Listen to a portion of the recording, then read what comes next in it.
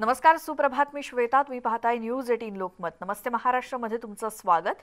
सुरुवातीला मोठी बातमी आहे बुलेटिनमध्ये, ती म्हणजे विधान परिषदेच्या निवडणुकीचा आज निकाल आहे. नागपूर आणि अकोल्यात काही वेळातच मतमोजणीला सुरुवात होईल. नागपुरात भाजपचे चंद्रशेखर बावनकुळे आणि काँग्रेसचा पाठिंबा असलेले मंगेश देशमुख आमने सामने, तर अकोला, बुलढाणा, वाशिम या मतदारसंघामध्ये 3 वेळा विजय मिळवलेले शिवसेनेचे गोपीकिशन बाजोरिया यांना भाजपचे वसंत खंडेलवाल यांनी आव्हान दिलंय. त्यामुळे या दोन्ही जागांवर भाजप विरुद्ध महाविकास आघाडी अशी लढत होते आणि आज या निवडणुकीची मतमोजणी होत असून कोण बाजी मारणार हे पाहावं लागेल. निवडणूक आयोगानं 6 जागांसाठी निवडणूक कार्यक्रम जाहीर केला होता. त्यापैकी 4 जागा बिनविरोध पार पडल्यात, तर नागपूर आणि अकोल्यातील निकाल आज लागणार आहे आणि या निकालाकडे संपूर्ण राज्याचं लक्ष लागलंय.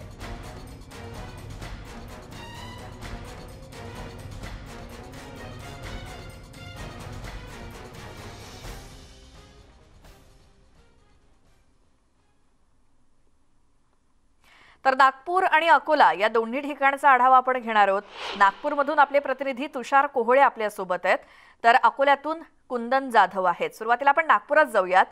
तुषार, तिथे मतमोजणीला सुरुवात कधीपासून होणार आहे आणि जी चुरस महाविकास आघाडी आणि भाजपमध्ये आहे या विधान परिषदेच्या निवडणुकीसाठी काय एकूणच सांगाल? निश्चित सकाळी 8 वाजता या मतमोजणीच्या पूर्व तयारीला सुरुवात झालेली. आपण जर का बघितलं दृश्यांमध्ये तर आपण बघू शकतो की आजही मतदानाची जी ही प्रक्रिया आहे या प्रक्रियेला सुरुवात झालेली आहे. दृश्यामध्ये आपण बघू शकतो की एकंदरीतच जर नागपूरमधली ही जी विधान परिषदेची निवडणूक आहे ही अत्यंत प्रतिष्ठेची आहे. त्याचं कारण देखील प्रमुख हे आहे की काँग्रेसने शेवटल्या क्षणाला आपले अधिकृत उमेदवार रवींद्र भोयर यांना बाजूला सारून त्यांच्या ठिकाणी अपक्ष उमेदवार मंगेश देशमुख यांना उमेदवारी दिली, त्यांना पाठिंबा जाहीर केला. तर दुसरीकडे चंद्रशेखर बावनकुळे हे भाजपकडनं रिंगणामध्ये आहे. भाजपसाठी ही प्रतिष्ठेची यासाठी आहे कारण की भाजपकडे आधीच 80 मतांची निर्णायक आघाडी आहे. सोबतच केंद्रीय मंत्री नितीन गडकरी आणि विरोधी पक्षनेते देवेंद्र फडणवीस हे नागपूर जिल्ह्यामधून येतात. त्यामुळे निर्णायक आघाडी असताना ही निवडणूक जिंकणं भाजपसाठी निश्चितच प्रतिष्ठेचं आहे. पण काँग्रेसने जी खेळी केली, सुरुवातीला त्यांनी प्रयत्न केला होता की रवींद्र भोयर यांना भाजपमधून आयात केल्यानंतर भाजपच्या मतांमध्ये फूट पाडून विजय मिळवण्याचा त्यांनी प्रयत्न केला. मात्र ते समीकरण त्यांना योग्य होताना दिसलं नाही. त्यानंतर त्यांनी 12 तास शिल्लक असताना परत आपला उमेदवार बदलवला आणि अपक्षांना पाठिंबा जाहीर केला. त्यामुळे या संपूर्ण निवडणुकीकडे संपूर्ण राज्याचं लक्ष आहे कारण की महाराष्ट्राच्या इतिहासामध्ये पहिल्यांदा असं घडलं की काँग्रेसने अगदी 12 तासाआधी एखाद्या उमेदवाराचा पाठिंबा काढला आणि दुसऱ्या उमेदवाराला तो पाठिंबा दिला. आता 8 वाजता सकाळी या सर्व निवडणुकीच्या मतमोजणीला प्रक्रियेला सुरुवात होणार आहे. म्हणजे ही बॅलेटची मतदान आहे. त्यामुळे बॅलेटचे जे गठ्ठे असतात ते गठ्ठ्यांचे बंच तयार केले जातात. एकूण 554 मतदान झालं होतं या निवडणुकीमध्ये आणि विजयासाठी 277 लागणार आहे. बॅलेटमध्ये मतदारांना आपली चॉईस पण होती की पहिलं प्रेफरन्स कोणाला असेल, दुसरं आणि तिसरं. आता पहिल्या फेरीमध्ये निकाल लागते की दुसऱ्या फेरीमध्ये तो निकाल जातो हे देखील बघणं महत्त्वाचं राहणार आहे. सोबतच आणखी एक महत्त्वाचा विषय आहे की या निवडणुकीमध्ये जर का आपण बघायचं झालं तर भाजपसाठी ही निवडणूक यासाठी देखील महत्त्वाची आहे कारण की त्यांच्याकडे निर्णायक आघाडी आहे. जर निर्णायक आघाडीमध्ये जर भाजपकडनं दावा केला जातो की त्यांच्याकडे 318 हे त्यांचे अधिकृत मतं आहे, त्यामुळे 318च्या वर ते त्यांना जे काही मतं मिळेल ते महाविकास आघाडीचे मतं फोडण्याचा ते दावा करतात.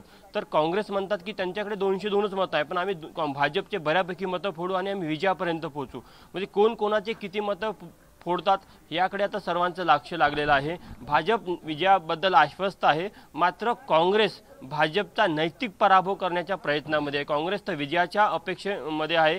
काँग्रेसला असं वाटतं की त्यांचा विजय होऊ शकतो, पण नाही विजय झाला तरी आम्हाला भाजपचा नैतिक पराभव करायचा आहे अशी काँग्रेसच्या नेत्यांनी माहिती दिली. त्यामुळे या निवडणुकीच्या निकालाकडे संपूर्ण राज्याचं लक्ष लागलेलं आहे. महत्त्वाची गोष्ट की प्रदेश अध्यक्ष नाना पटोले हे देखील या संपूर्ण निवडणुकीमध्ये सक्रिय होते. ऊर्जा मंत्री नितीन राऊत असेल, दुग्ध व पशुसंवर्धन मंत्री सुनील केदार असेल, हे संपूर्ण या निवडणुकीमध्ये सक्रिय होते आणि काँग्रेसच्या वतीने या संपूर्ण निवडणुकीची धुरा ही सुनील केदार यांच्या खांद्यावर होती. तर भाजपकडनं खुद्द चंद्रशेखर बावनकुळे या संपूर्ण निवडणुकीला लीड करत होते। आता महत्त्वाचा विषय आहे यामध्ये की ह्या मतांचा विजयाचा फरक किती राहील, कारण की विजयाच्या फरकामध्येच भाजप किंवा काँग्रेस यांचा नैतिक विजय आणि नैतिक पराभव हे आपल्याला पाहायला मिळणार आहे। बिलकुल, आणि याकडे संपूर्ण राज्याचंच लक्ष आहे। नागपूर विधान परिषदेच्या या जागेसाठी काय निकाल लागतो? तुषार, थोडंसं थांबवते आपण, आता अकोल्यात जाऊयात। कुंदन जाधव आपले प्रतिनिधी तिथे आहेत।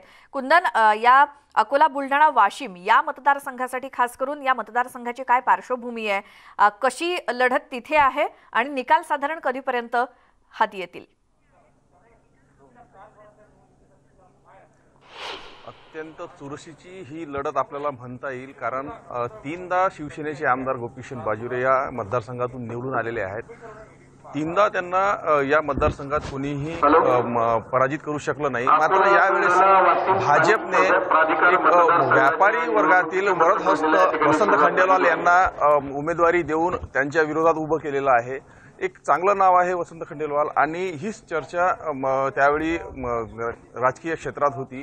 आणि निवडणुकीच्या दिवशी, ज्या दिवशी मतदान झालं त्या दिवशी मोठ्या प्रमाणात चर्चा रंगली होती की आता ही लढत नेमकी कुणा बाजूने जाईल, मतदार कुणा बाजूने जातील। 246 मतदान भाजपचं सध्या असलं तरी महाविकास आघाडी एकीकडे आहे, आणि शिवसेनेसाठी ही प्रतिष्ठेची निवडणूक म्हणता येईल, कारण की तीनदा गोपीचंद बाजोरिया सध्या आमदार आहेत आणि राज्य सरकारमध्ये शिवसेनेचं राज्य आहे। त्यामुळं ही चुरशीची लढत म्हणता येईल। जर गोपीचंद बाजोरियांना जिंकायचं असेल तर त्यांना महाविकास आघाडीची मतं घेणं महत्त्वाचं होतं। सोबतच वंचित बहुजन आघाडी जी आहे त्यांचं मतदान खूप महत्त्वाचं या निवडणुकीमुळे म्हणता येईल, कारण की वंचित बहुजन आघाडीचा कौल ज्या पक्षाकडे जाईल त्या पक्षाच्या उमेदवाराला त्याचा जास्तीत जास्त फायदा होईल, हीच चर्चा तज्ज्ञांमध्ये होती। आता निवडणूक या मतदानाला, आता मतमोजणीला आता सध्या काही वेळातच सुरुवात होते, आणि काही तासामध्येच आपल्याला या सर्व प्रक्रियेचा निकाल आपल्या हाती येईल। नेमकं मतदारांनी कुठल्या उमेदवाराला कौल दिला आहे, भाजप की सेना, हे आपल्याला काही तासातच कळू शकेल। बिलकुल, आणि कुंदन, इथे मतमोजणीच्या प्रक्रियेला सुरुवात झालेली आहे सकाळी 8 वाजल्यापासून दोन्ही ठिकाणी, आणि साधारण काही वेळातच आपल्याला कल कळेल। आणि दोन्ही ठिकाणी म्हणजे नागपूर असेल किंवा अकोला, बुलढाणा, वाशिम या दोन्ही ठिकाणी महाविकास आघाडी विरुद्ध भाजप अशीच एकूणच चुरस दिसतेय। दोघांचेही धन्यवाद तुमचे दिलेल्या सगळ्या माहितीसाठी। अपडेट आपण घेत राहू वेळोवेळी। काय नेमका निकाल या दोन्ही जागांसाठी विधान परिषदेच्या लागतोय याकडे संपूर्ण राज्याचं लक्ष आहेच। आता पुढच्या बातमीकडे वळतोय। समीर वानखेडेंच्या अडचणींमध्ये आणखी वाढ झाली आहे, कारण राज्य उत्पादन विभागाची नोटीस वानखेडेंना गेली आहे। बार परवाना प्रकरणी वानखेडेंना कारणे दाखवा नोटीस बजावण्यात आली आहे। अवघ्या 17व्या वर्षी वानखेडेंच्या नावे परवाना काढण्यात आला। 27 ऑक्टोबर 1997 ला परवाना काढण्यात आला, आणि या बार परवान्यासाठी वयाची 21 वर्ष पूर्ण असावी लागतात। मात्र वानखेडेंच्या नावावर वयाच्या 17व्या वर्षापासूनच परवाना आहे, आणि त्यामुळे समीर वानखेडेंचा बार परवाना रद्द होणार असल्याची माहिती ठाणे पोलीस अधीक्षक निलेश सांगडे यांनी दिलेली आहे।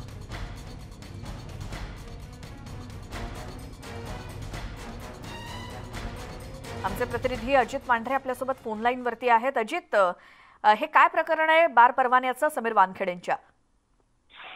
हे प्रकरण असं आहे की आपल्याला माहिती आहे, अल्पसंख्याक मंत्री नवाब मलिक यांनी सर्वात आधी हे समोर आणलं होतं की सद्गुरू नावाचं नवी मुंबईमध्ये एक फॅमिली रेस्टॉरंट आणि बार आहे, जो समीर वानखेडे यांच्या नावावरती आहे।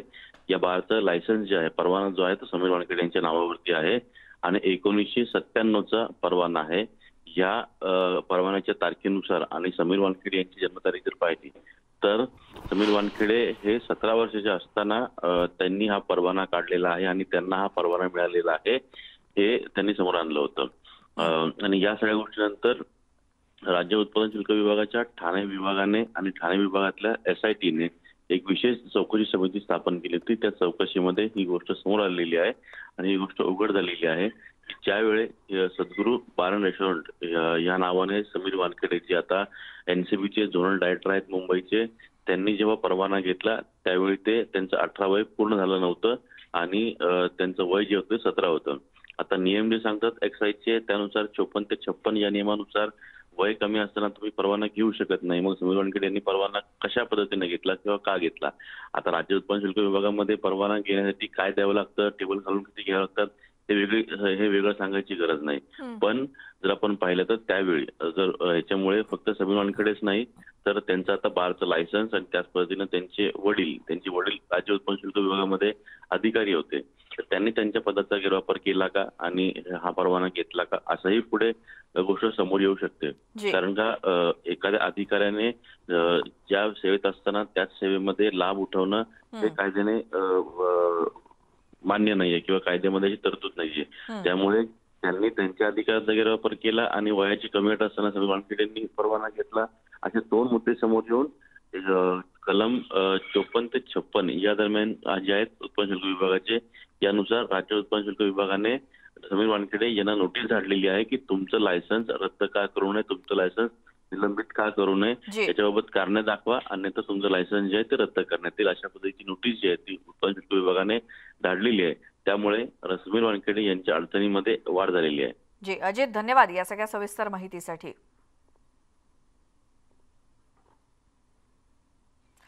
पुढची आणखी एक महत्त्वाची बातमी. ओबीसींच्या राजकीय आरक्षणासंदर्भात आज एक महत्त्वाची सुनावणी होणार आहे.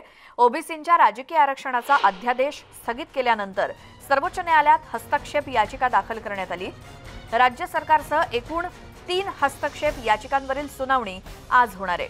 ओबीसी आरक्षणाबाबत अन्य राज्यांचा नियम महाराष्ट्रालाही लागू करा, अन्यथा सर्वच निवडणुका पुढे ढकलून एम्पिरिकल डेटा गोळा करण्यासाठी मुदत द्या अशी मागणी या याचिकेद्वारे करण्यात आली आहे.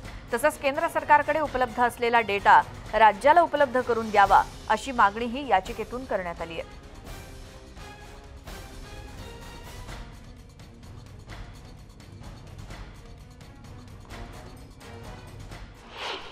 माननीय शरद पवारांची शाबासकी आणि पाठीवर हात ठेवण्याकरता आणि शाबासकी देण्याकरता भुजबळ साहेब असे स्टेटमेंट करत राहतात. खरं तर त्यांनी या वयामध्ये खोटं बोलू नये अशी अपेक्षा आहे, पण ते खोटं बोलतात पण रेटून बोलतात. त्यांना वारंवार हे माहीत आहे, त्यांना हे वारंवार सांगितण्यात आलं आहे, अनेक बैठकीत आम्ही मांडला आहे. त्याने भुजबळ साहेबांनी त्याच्यामध्ये होकार भरला होता की होय राज्य सरकारची चूक झाली आहे, राज्य सरकारने डेटा तयार करायचा आहे, राज्य सरकार ओबीसी आयोगाला 435 कोटी देत नाही आहे हे व्यक्तिगत मान्य करतात. अल्टिमेटम देण्याच्या ऐवजी त्यांना प्रेमाने घेऊन बसा. कुठल्याही सरकारचं पुरी प्रजा आणि प्रामुख्याने एम्प्लॉई ही मुलं असतात. दरवेळेला मुलाला तो काळ गेला हो मुलाला काठीने धाक दाखवणं, त्याला प्रेमानेच समजवायला लागतं. आणि त्यामुळे एस टीच्या कर्मचाऱ्यांचा संप जोपर्यंत त्यांना प्रेमाने जवळ घेऊन बसलं जात नाही आणि सरकारी कर्मचाऱ्यांप्रमाणे सेवाशर्ती करू, सरकारी कर्मचारी करणं नंतर बघू पण त्याची कमिटी झालेली आहे, असं जोपर्यंत प्रेमाने म्हणून सरकारी कर्मचाऱ्यांप्रमाणे सेवाशर्ती सुरू करत नाहीत तोपर्यंत एस टीचा संप संपेल असं मला वाटतं. या संदर्भात अधिक माहिती घेऊयात. नवी दिल्लीतून आमचे प्रतिनिधी प्रशांत लीला रामदास आपल्यासोबत जोडले गेलेत. प्रशांत, एकतर सुप्रीम कोर्टात होणाऱ्या ओबीसींच्या राजकीय आरक्षणासंदर्भातल्या सुनावणी आज आहे आणि त्याबद्दल एकूणच काय पार्श्वभूमी आहे, किती याचिका यासाठी आलेल्या आहेत, काय याचिका आहेत आणि एकूणच या सुनावणीबद्दल? महत्त्वाचं म्हणजे या संदर्भात काल सुप्रीम कोर्टात सुनावणी होणार होती. 10 नंबरची यादीमध्ये आपल्या या ओबीसीच्या आरक्षणाच्या संदर्भात अध्यादेशाला स्थगिती सुप्रीम कोर्टाने दिली. त्या संदर्भात 10 नंबरच्या याचिकेवर बोर्डावरती ती केस होती. पण महत्त्वाचं म्हणजे वेळेअभावी ती केस काही बोर्डावर येऊ शकली नाही. प्रथमतः जेव्हा कामकाज सुरू झालं सकाळी 11:30 वाजता त्यावेळेस सुप्रीम कोर्टाच्या कामकाजामध्ये ती यादीमध्ये नाव असतानाही ती यादी पुकारण्यात आली. त्यानंतर कोर्टाने निर्णय घेतला की लंच म्हणजे जेवणानंतर या सुनावणीवरती पुढे होता येईल. पण महत्त्वाचं म्हणजे जर बघितलं संपूर्ण साधारणतः 45 केसेस आटोपल्यानंतर ही आवर्ती सुनावणी होऊ शकली आणि शेवटी सुप्रीम कोर्टाने एक अत्यंत महत्त्वाचा या संदर्भात सूचना जारी केली की मध्य प्रदेश आणि महाराष्ट्र या दोन्ही राज्यांच्या याचिका आहेत त्या समसमान आहेत. त्यामुळे या दोन्ही याचिकांवरती सुनावणी होणार आहे आणि आज दुपारी 2 वाजता सुनावणी होणार आहे. जसं आपण विचारलंय की यामध्ये साधारणतः 3 हस्तक्षेप याचिका आहे. एक तर समता परिषदेच्या वतीने याचिका आहेच, दुसरी महाराष्ट्र सरकारच्या वतीने याचिका आहे आणि तिसरी जी याचिका आहे. खास करून भंडारा आणि गोंदियांमध्ये जे निवडणूक आहेत स्थानिक स्वराज्य संस्थेच्या त्यामध्ये हा नियम किंवा हा निर्णय लागू होऊ नये अशा प्रकारची ही याचिका आहे. अशा साधारणतः 3 हस्तक्षेप याचिका आहे. या तीनही हस्तक्षेप याचिका आणि याशिवाय मध्यवर्षातील काही याचिका अशा एकत्रितपणे या संपूर्ण प्रकरणावरती सुनावणी होणार आहे. सुप्रीम कोर्टाचे न्यायमूर्ती जस्टिस खानविलकर यांच्या खंडपीठापुढे ही सुनावणी होणार आहे. आणि खास करून जर बघितलं महाराष्ट्र सरकारकडून मुकुल रोहतगी हे ज्येष्ठ विधिज्ञ यामध्ये आपली महाराष्ट्र सरकारची बाजू मांडतील, तर समता परिषदेच्या वतीने खासदार विल्सन जे आहेत ते बाजू मांडतील. यासाठीच समीर भुजबळ जे आहेत माजी खासदार आणि समता परिषदेचे कार्याध्यक्ष जे आहेत ते त्यांनी दिल्लीत तळ ठोकलेला आहे. कालही ते दिल्लीत होते, आजही ते दिल्लीत राहणार आहे. आणि सोबतच याशिवाय जर भंडारा आणि गोंदियाची जी याचिका आहे त्या संदर्भात कपिल सिब्बल जे ज्येष्ठ विधिज्ञ आहेत ते देखील बाजू मांडणार असल्याची माहिती पुढे आलेली आहे. आपण या सगळ्याच्या महत्त्वाचा म्हणजे आज या 27% आरक्षणाला स्थगिती मिळते का, कारण की जर स्थगिती मिळाली तरच या सगळ्या जवळपास सर्व निवडणुका होऊ शकतात स्थानिक स्वराज्याच्या, अन्यथा 400 जागांच्या भवितव्यांचा प्रश्न निर्माण होईल. आणि त्या संदर्भात कशा पद्धतीने सुप्रीम कोर्ट मार्ग काढतं हे देखील पाहणं महत्त्वाचं ठरणार आहे. जी बिलकुल प्रशांत, धन्यवाद या सगळ्या माहितीसाठी. त्यामुळे आज दुपारपर्यंत जर ही सुनावणी झाली तर संपूर्ण राज्याचं लक्ष आहेच या सुनावणीकडे. कालच होणार होती, मात्र कामकाजाच्या अपुऱ्या वेळेमुळे ही सुनावणी आता आजवरती गेली आहे. पुढची बातमी आहे 12 आमदारांच्या निलंबन प्रकरणी सुनावणी आहे सुप्रीम कोर्टामध्ये आज. तर विधानसभा अध्यक्षांनी जे निलंबन केलं होतं 12 आमदारांचं, त्यांच्या निलंबनाविरोधात आमदार सुप्रीम कोर्टामध्ये गेलेले आहेत आणि सुप्रीम कोर्टामध्ये 12 आमदारांच्या निलंबनाच्या याचिकांवरती आज सुनावणी होणार आहे. विधिमंडळामध्ये गोंधळ घालण्याच्या मुद्द्यावरून विधानसभा अध्यक्षांनी 12 आमदारांना निलंबित केलं होतं. विधानसभा अध्यक्षांच्या निर्णयाविरुद्ध आमदारांनी सुप्रीम कोर्टाचे दरवाजे ठोठावलेत आणि गेल्या आठवड्यात या प्रकरणी सुनावणी होणार होती, मात्र सुप्रीम कोर्टानं एका वेळी ही सुनावणी नाकारली आणि त्यानंतर आज निलंबनाच्या याचिकेवरती सुनावणी होणार असल्याची माहिती देण्यात आली आहे.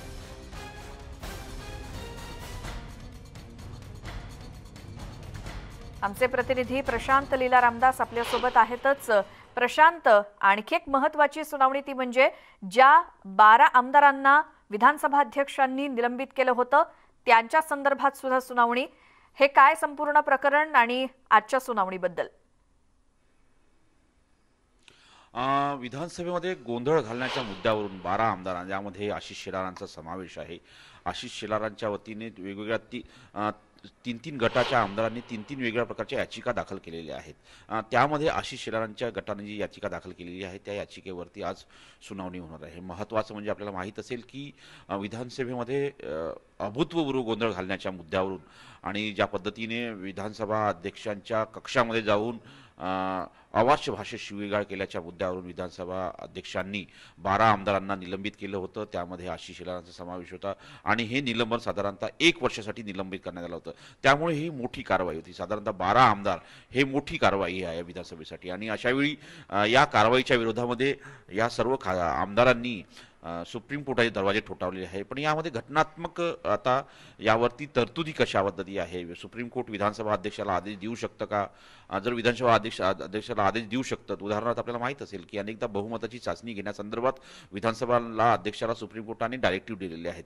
त्याच डायरेक्टिव्हच्या आधारावरती तशाच पद्धतीने सुप्रीम कोर्ट सुनावणी करू शकतं का हे देखील पाहणं महत्त्वाचं आहे. कारण की ज्या पद्धतीनं यापूर्वी घटनात्मक ज्या तरतुदी बघितल्या की सुप्रीम कोर्ट असो किंवा लोकसभा असो विधानसभा असो, विधानसभा एक सर्वोच्च स्थानीय असतं. कुठलीही लेजिस्लेटिव्ह असेंब्ली ही साधारणतः विधिमंडळ जे असतं ते कायदेमंडळ असतं आणि कायदेमंडळाच्या कायद्याला तपासण्याचे अधिकार सुप्रीम कोर्टाला असतात.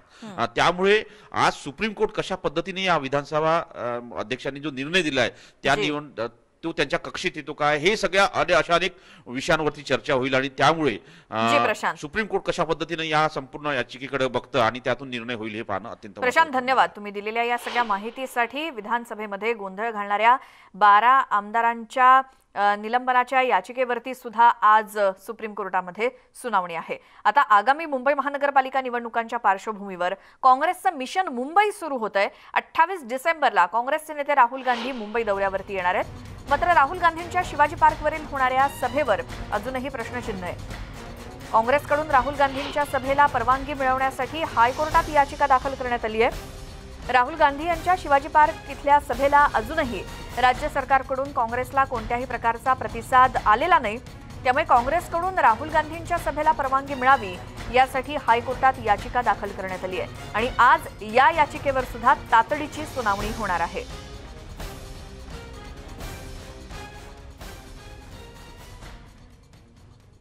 आमचे प्रतिनिधी विशाल पाटील आपल्या सोबत जोडले गेलेत। विशाल, राहुल गांधी यांची मुंबईतल्या शिवाजी पार्कवरती सभा होणार की नाही यावरती प्रश्नचिन्ह आहे, अनिश्चितता आहे। या संदर्भात जी काही सुनावणी आहे हायकोर्टातली त्याबद्दल काय माहिती?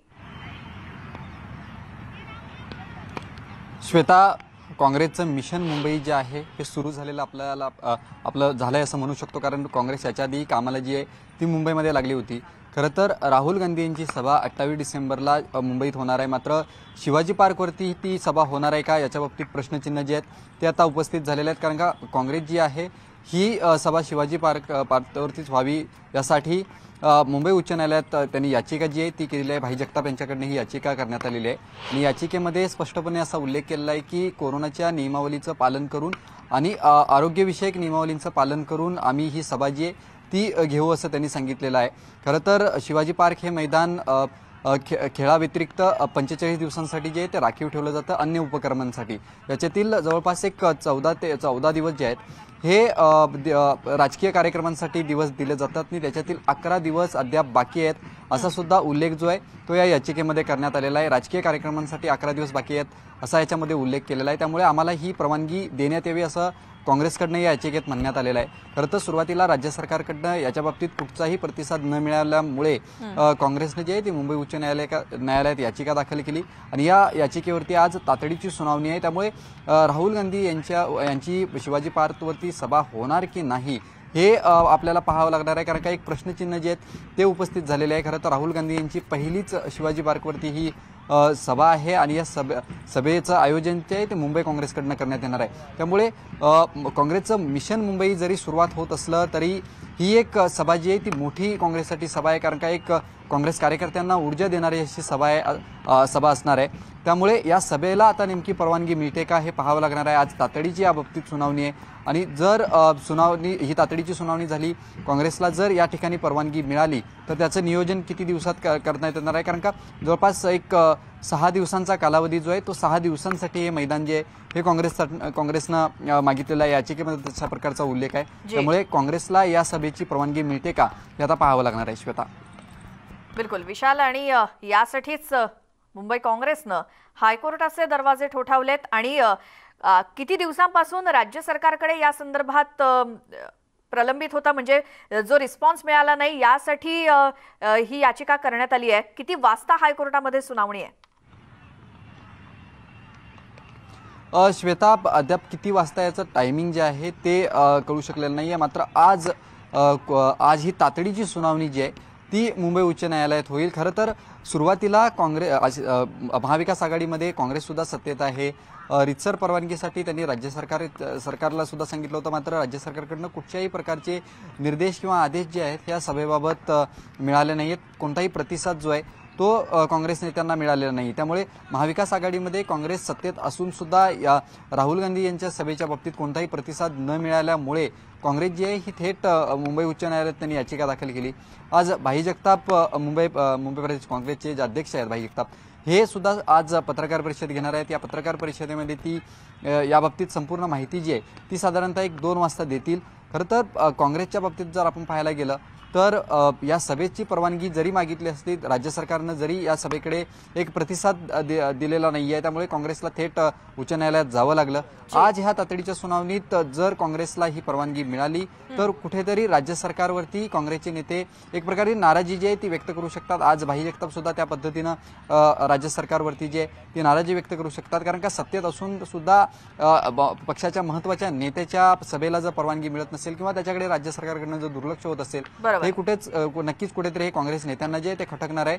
त्यामुळे आज भाई जगताप 2 वाजता या पत्रकार परिषदेमध्ये काय बोलतात हे पाहावं लागेल आणि सगळ्यांचं लक्ष जे आहे ते ह्या मुंबई उच्च न्यायालयात सभेच्या बाबतीत जी सुनावणी आहे त्या सुनावणीकडे। श्वेता, विशाल, धन्यवाद या सगळ्या माहितीसाठी।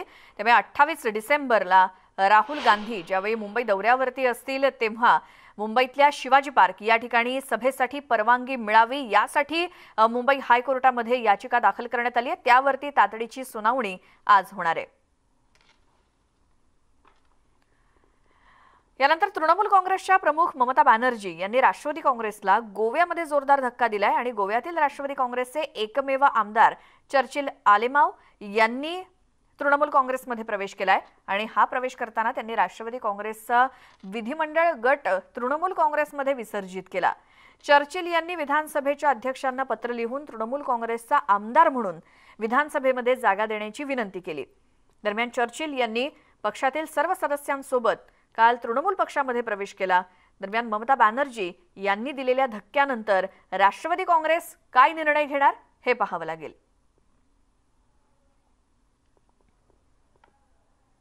एक छोटासा ब्रेक घेऊन आपण लगेच परत येऊया. तुम्ही पाहत राहा नमस्ते महाराष्ट्र.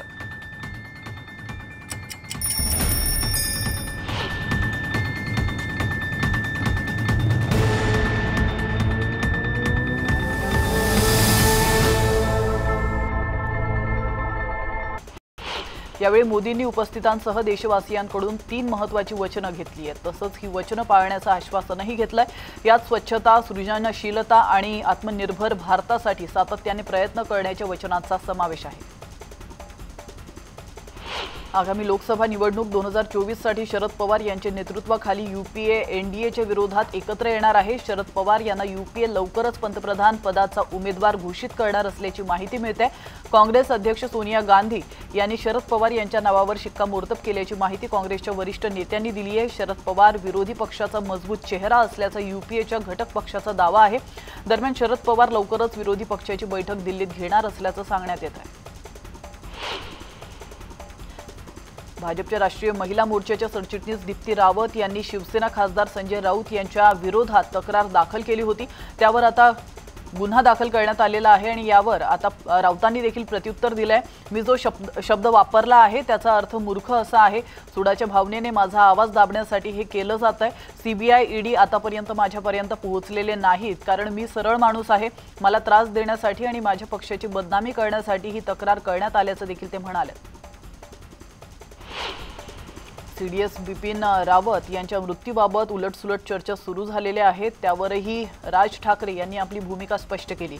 हा अपघात होता की घातपात होता यावर संशय घेतला जातोय. मात्र हा घातपात आहे असं समजलं तरी ते बाहेर येणार आहे का असा सवाल करतानाच या देशात अनेक प्रश्न आहेत पण त्याची उत्तरे मिळतच नाहीत हेच मी वारंवार सांगतोय असंही राज म्हणाले.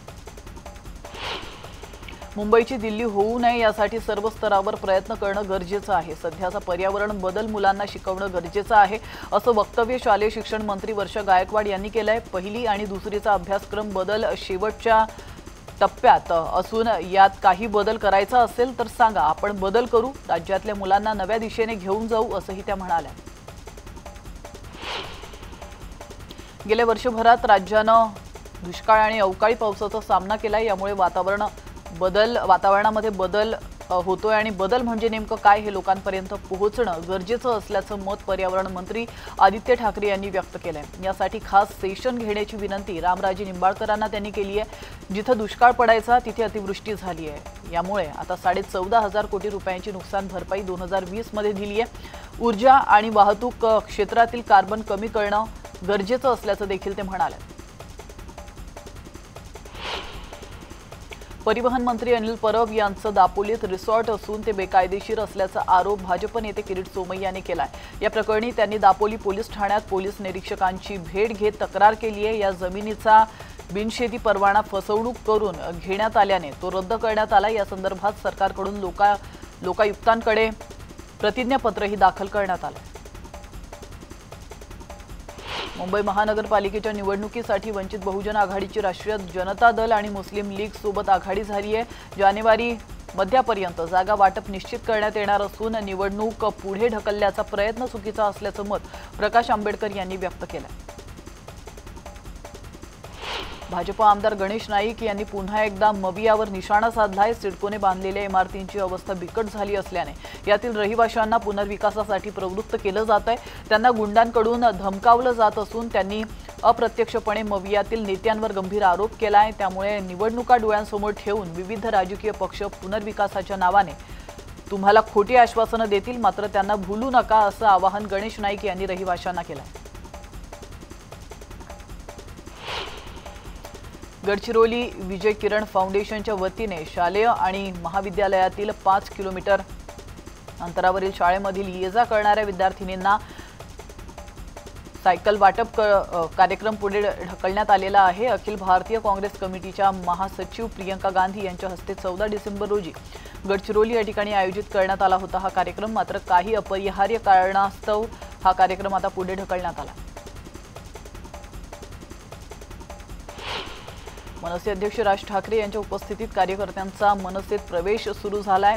शिवसेनेच्या अवजड वाहतूक सेनेसह महिला पदाधिकारी मनसेमध्ये दाखल झाले। गेल्या महिनाभरापासून एसटी कर्मचारी संपावर आहेत। या पार्श्वभूमीवर मनसे अध्यक्ष राज ठाकरे यांनी मोठं विधान केलंय। एसटीच्या संपावर तोडगा काढला जावा, अरेरावीची भाषा करणं योग्य नाही। उद्या 1 लाख कर्मचारी अंगावर आले तर काय कराल, असा सवाल राज यांनी केलाय। तसंच तुमच्या हातात राज्य लोकांच्या हितासाठी दिलं आहे, एसटी कर्मचाऱ्यांना समजून घेणं गरजेचं आहे असं सांगतानाच एसटीतील भ्रष्टाचार थांबल्याशिवाय या गोष्टी सुधारणार नाहीत असंही ते म्हणाले।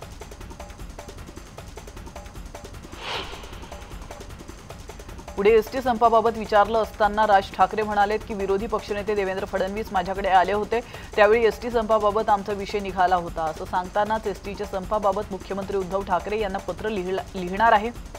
तसंच मुख्यमंत्री आजारी असल्याने या विषयावर त्यांच्याशी बोलणं झालं नाही असं राज यांनी म्हटलंय। आरोग्य विभागापाठोपाठ आता म्हाडाच्या परीक्षेचे पेपर फुटीचं रॅकेट 10 दिवसात समोर आलेलं आहे। यात औरंगाबादमधील गणिताचे प्राध्यापक अजय चव्हाण आणि सक्षम अकॅडमीचे संचालक कृष्णा जाधव, अंकित चनखोरे हे रॅकेटच्या प्रमुख सूत्रधारांकडून पेपर विकत घेणार होते। पोलिसांना याबाबत माहिती मिळताच पोलिसांनी या प्रकरणातल्या आरोपींना अटक केली आहे। त्यामुळे औरंगाबादच्या शिक्षण क्षेत्रात खळबळ उडाली आहे। स्पर्धा परीक्षेचे वाढते क्लासेस आणि स्पर्धेमुळे क्लासेसचे चालक आधीच पेपर विकत घेत घोटाळ्यात सहभागी होत असल्याचं समोर आलंय। ठाण्यात अखिल भारतीय विद्यार्थी सेनेकडून निदर्शनं करण्यात आली आहेत। म्हाडाची परीक्षा रद्द करण्यात आल्यानंतर अखिल भारतीय सेना आक्रमक झाली। यावेळी त्यांनी गृहनिर्माण मंत्री जितेंद्र आव्हाड यांच्या बंगल्याबाहेर जोरदार घोषणाबाजी केली। आपण या दृश्यांच्या माध्यमातून पाहू शकतो। यावेळी कार्यकर्ते तसंच पोलीस आमने-सामने आल्याचं पाहायला मिळत आहे। दरम्यान जितेंद्र आव्हाडांच्या राजीनाम्याची मागणी यावेळी करण्यात आली। दरम्यान एबीव्हीपीच्या आंदोलनावर गृहनिर्माण मंत्री जितेंद्र आव्हाड यांनी प्रतिक्रिया दिली आहे। अभाविप नेमकं कोणाच्या बाजूने आहे, पेपर फुटलाच नाही तर मग निदर्शनं कशासाठी, असा सवाल आव्हाड यांनी केलाय। पेपर फुटला असता अथवा पेपर फुटून परीक्षा दिली असती तर मेहनत करणाऱ्या मुलांच्या मेहनतीवर पाणी पडलं असतं, त्यामुळे ही परीक्षा रद्द केली असल्याचं त्यांनी म्हटलंय। तर परीक्षेत ब्लूटूथचा वापर करून कॉपी करणाऱ्या तरुणाला पोलिसांनी अटक केली आहे। पोलीस भरतीच्या लेखी परीक्षेत भावासाठी डमी बसून या तरुणानं ब्लूटूथचा वापर केला। या तरुणाला हडपसर पोलिसांनी फसवणुकीचा गुन्हा दाखल करत अटक केली आहे, मात्र त्याचा भाऊ अजूनही फरार आहे। दरम्यान यावेळी पंतप्रधान नरेंद्र मोदींनी छत्रपती शिवाजी महाराजांचा उल्लेख केला। या ठिकाणी औरंगजेब आला तर शिवाजी महाराज देखील उभे राहतात असं मत मोदींनी व्यक्त केलंय। याशिवाय मोदींनी अनेक भारतीय पराक्रमांचाही उल्लेख केला। यावेळी मोदींनी उपस्थितांसह देशवासियांकडून 3 महत्त्वाची वचनं घेतली आहेत। तसंच ही वचनं पाळण्याचं आश्वासनही घेतलंय। यात स्वच्छता, सृजनशीलता आणि आत्मनिर्भर भारतासाठी सातत्याने प्रयत्न करण्याच्या वचनांचा समावेश आहे। आगामी लोकसभा निवडणूक 2024 साठी शरद पवार यांच्या नेतृत्वाखाली यूपीए एनडीएच्या विरोधात एकत्र येणार आहे। शरद पवार यांना यूपीए लवकरच पंतप्रधान पदाचा उमेदवार घोषित करणार असल्याची माहिती मिळते। काँग्रेस अध्यक्ष सोनिया गांधी यांनी शरद पवार यांच्या नावावर शिक्कामोर्तब केल्याची माहिती काँग्रेसच्या वरिष्ठ नेत्यांनी दिली आहे। शरद पवार विरोधी पक्षाचा मजबूत चेहरा असल्याचा यूपीएच्या घटक पक्षाचा दावा आहे। दरम्यान शरद पवार लवकरच विरोधी पक्षाची बैठक दिल्लीत घेणार असल्याचं सांगण्यात येत आहे। भाजपच्या राष्ट्रीय महिला मोर्चाच्या सरचिटणीस दीप्ती रावत यांनी शिवसेना खासदार संजय राऊत यांच्या विरोधात तक्रार दाखल केली होती। त्यावर आता गुन्हा दाखल करण्यात आलेला आहे आणि यावर आता राऊतांनी देखील प्रत्युत्तर दिलंय. मी जो शब्द वापरला आहे त्याचा अर्थ मूर्ख असा आहे. सुडाच्या भावनेने माझा आवाज दाबण्यासाठी हे केलं जात आहे. सीबीआय ईडी आतापर्यंत माझ्यापर्यंत पोहोचलेले नाहीत कारण मी सरळ माणूस आहे. मला त्रास देण्यासाठी आणि माझ्या पक्षाची बदनामी करण्यासाठी ही तक्रार करण्यात आल्याचं देखील ते म्हणाले. सीडीएस बिपिन रावत यांच्या मृत्यूबाबत उलटसुलट चर्चा सुरू झालेल्या आहेत. त्यावरही राज ठाकरे यांनी आपली भूमिका स्पष्ट केली. हा अपघात होता की घातपात होता यावर संशय घेतला जातोय. मात्र हा घातपात आहे असं समजलं तरी ते बाहेर येणार आहे का असा सवाल करतानाच या देशात अनेक प्रश्न आहेत पण त्याची उत्तरे मिळतच नाहीत. हेच मी वारंवार सांगतोय असंही राज म्हणाले. मुंबईची दिल्ली होऊ नये यासाठी सर्व स्तरावर प्रयत्न करणं गरजेचं आहे. सध्याचा पर्यावरण बदल मुलांना शिकवणं गरजेचं आहे असं वक्तव्य शालेय शिक्षण मंत्री वर्षा गायकवाड यांनी केलंय. पहिली आणि दुसरीचा अभ्यासक्रम बदल शेवटच्या टप्प्यात असून यात काही बदल करायचा असेल तर सांगा, आपण बदल करू. राज्यातल्या मुलांना नव्या दिशेने घेऊन जाऊ असंही त्या म्हणाल्या. गेल्या वर्षभरात राज्यानं दुष्काळ आणि अवकाळी पावसाचा सामना केलाय. यामुळे वातावरणामध्ये बदल होतोय आणि बदल म्हणजे नेमकं काय हे लोकांपर्यंत पोहोचणं गरजेचं असल्याचं मत पर्यावरण मंत्री आदित्य ठाकरे यांनी व्यक्त केलंय. यासाठी खास सेशन घेण्याची विनंती रामराजे निंबाळकरांना त्यांनी केली आहे. जिथं दुष्काळ पडायचा तिथे अतिवृष्टी झाली आहे. यामुळे आता 14,500 कोटी रुपयांची नुकसान भरपाई 2020 मध्ये दिली आहे. ऊर्जा आणि वाहतूक क्षेत्रातील कार्बन कमी करणं गरजेचं असल्याचं देखील ते म्हणाले. परिवहन मंत्री अनिल परब यांचं दापोलीत रिसॉर्ट असून ते बेकायदेशीर असल्याचा आरोप भाजप नेते किरीट सोमय्या यांनी केलाय. या प्रकरणी त्यांनी दापोली पोलीस ठाण्यात पोलीस निरीक्षकांची भेट घेत तक्रार केली आहे. या जमिनीचा बिनशेती परवाना फसवणूक करून घेण्यात आल्याने तो रद्द करण्यात आला. या संदर्भात सरकारकडून लोकायुक्तांकडे प्रतिज्ञापत्रही दाखल करण्यात आलं. मुंबई महानगरपालिकेच्या निवडणुकीसाठी वंचित बहुजन आघाडीची राष्ट्रीय जनता दल आणि मुस्लिम लीग सोबत आघाडी झाली आहे. जानेवारी मध्यापर्यंत जागा वाटप निश्चित करण्यात येणार असून निवडणूक पुढे ढकलण्याचा प्रयत्न चुकीचा असल्याचं मत प्रकाश आंबेडकर यांनी व्यक्त केलं. भाजप आमदार गणेश नाईक यांनी पुन्हा एकदा मबियावर निशाणा साधलाय. सिडकोने बांधलेल्या इमारतींची अवस्था बिकट झाली असल्याने यातील रहिवाशांना पुनर्विकासासाठी प्रवृत्त केलं जात आहे.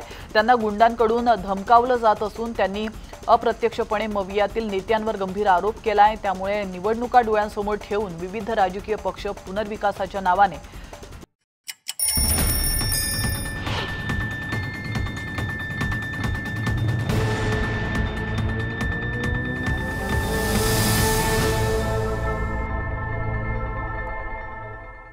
ब्रेकनंतर स्वागत. नमस्ते महाराष्ट्रमध्ये.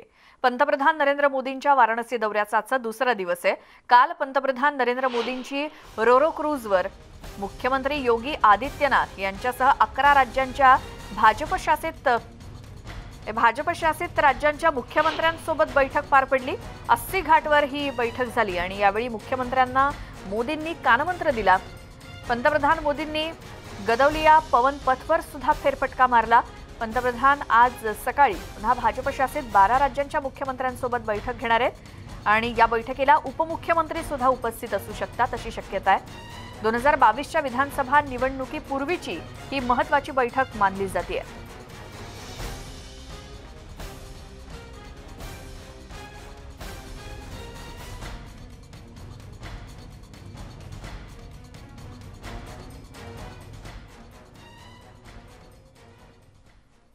यानंतर महत्त्वाची आणि मोठी बातमी. तब्बल 21 वर्षांनंतर भारताला मिस युनिव्हर्सचा ताज मिळालाय.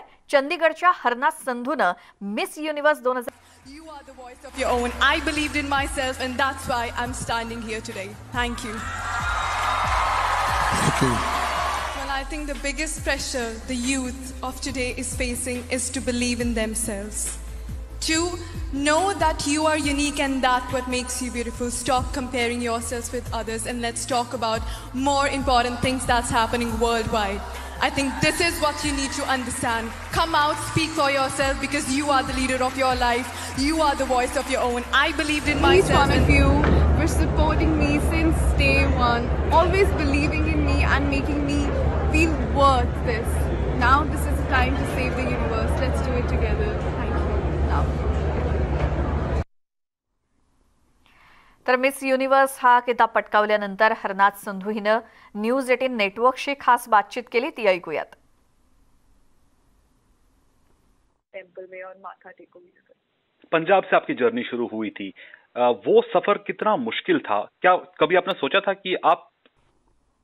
बिल्कुल, तो आप देख सकते हैं कि फोटोग्राफ्स ये पूरी आज एक यादगार फोटोग्राफ्स बन गई हैं, एक यादगार हिस्सा बन गया है और कहीं ना कहीं एक परिवार के लिए खुशी का माहौल है. सुबह से फोन बिजी आपके, मुझे लगता है काफी फोन बिजी जा रहे हैं और फोटोग्राफ्स ये सेशन है. बिल्कुल, एज ए ब्रदर आप क्या कहना चाहेंगे कि इतनी बड़ी उपलब्धि हरनाज की आप देखते हैं? नहीं, मैं बहुत ज़्यादा प्राउड फील कर रहा हूँ, बहुत ही ज़्यादा. एंड आई नो, जो मैं through out the time live उसका देखता रहा एंड उसने बहुत अच्छा परफॉर्मेंस दी अपनी, बहुत ही अच्छा. क्वेश्चन आंसर राउंड्स जितने भी इसके सारे राउंड्स थे उन्हें बहुत अच्छा दिया and she is the deserving और वो जीती है. बहुत खुशी है, बहुत प्राउड फील कर रहा हूँ. तो भंगड़ा तो बनता है भैया. सर पंजाबी और भंगड़ा ना हो. हरनाज के लिए, न्यूज 18 के लिए चंडीगढ़ से उमेश शर्मा. आणि सोबतच नमस्ते महाराष्ट्रामध्ये वेळ झाली आत्ता इथेच थांबण्याची. सगळ्या ताज्या बातम्यांच्या अपडेटसाठी न्यूज 18 लोकमतच्या यूट्यूब चॅनलला सबस्क्राईब करा. फेसबुक, ट्विटरवरती आम्हाला फॉलो करत राहा. महत्त्वाची आठवण, जाता जाता घराबाहेर पडताना मास्क वापरा, सोशल डिस्टन्सिंगचं पालन करा आणि सोबत सॅनिटायझर आवर्जून ठेवा. इतर सगळ्या बातम्यांच्या अपडेटसाठी पाहत राहा न्यूज 18 लोकमत.